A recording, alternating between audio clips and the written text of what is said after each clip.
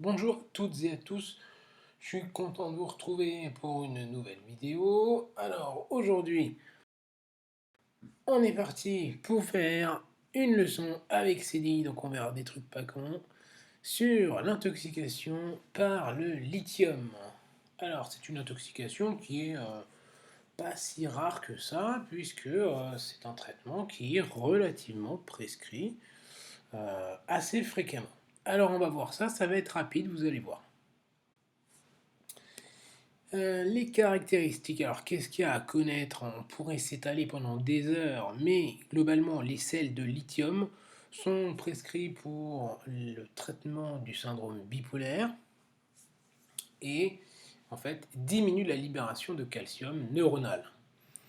Alors, c'est un médicament qui est disponible à 100% dans la prise Peros et en fait, il n'y a aucune liaison aux protéines, ce qui explique son caractère dialysable. C'est très important à retenir. L'objectif thérapeutique lors du dosage de la lithémie est d'atteindre 0,8 mmol par litre. Et vous verrez que c'est un des trois seuils à connaître.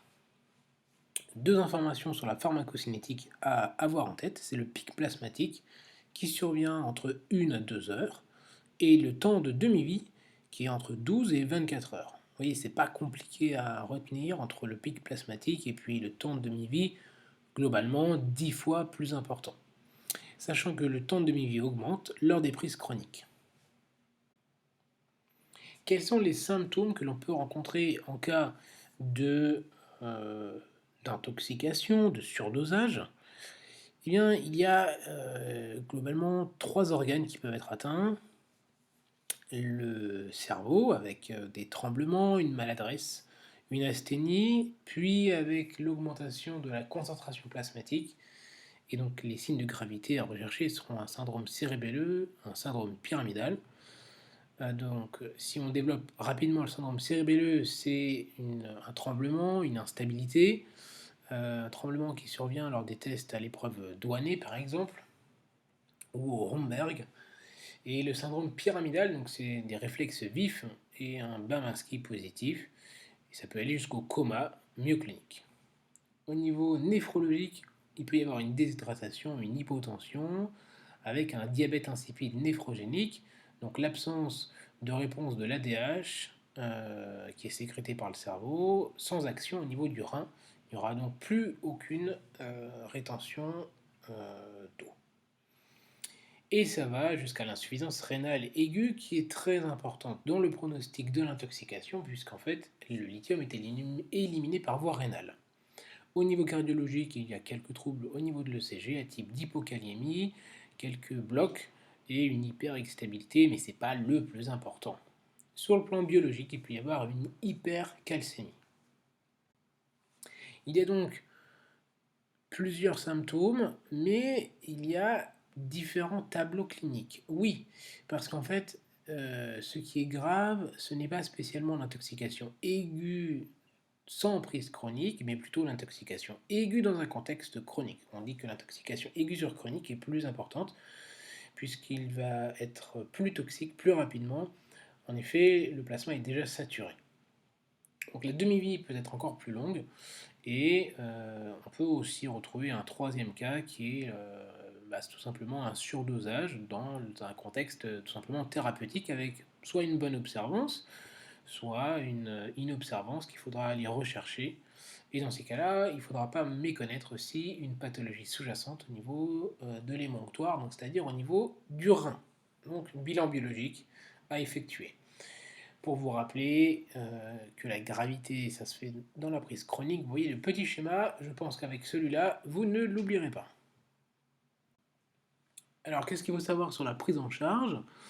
Eh bien, tout d'abord, faire le dosage de la lithémie, mais surtout pas sur un tube d'héparinate de lithium, parce que sinon on va majorer le dosage. Il n'y a pas d'antidote en fait pour l'intoxication au lithium.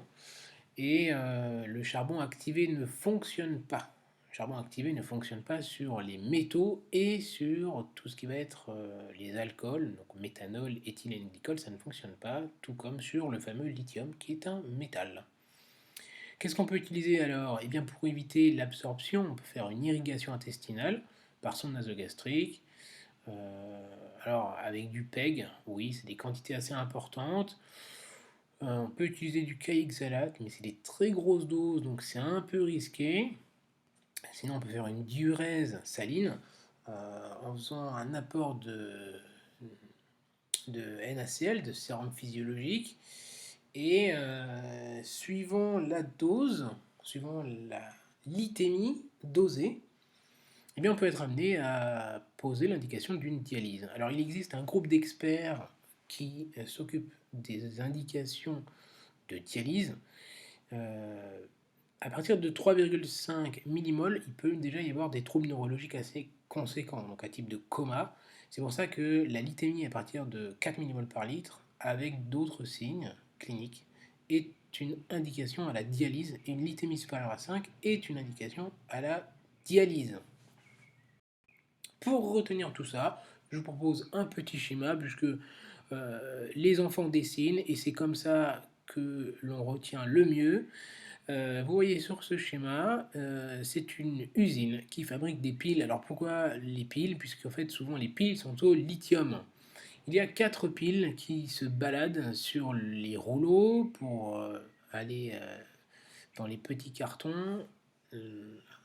Et ces 4 piles sont instables. Vous voyez qu'elles tanguent un petit peu et qu'il y a un câble au loin qui a un courant électrique et qui tremble. C'est pour symboliser le syndrome cérébelleux, l'instabilité, l'asthénie, avec une pyramide au loin pour symboliser le syndrome pyramidal.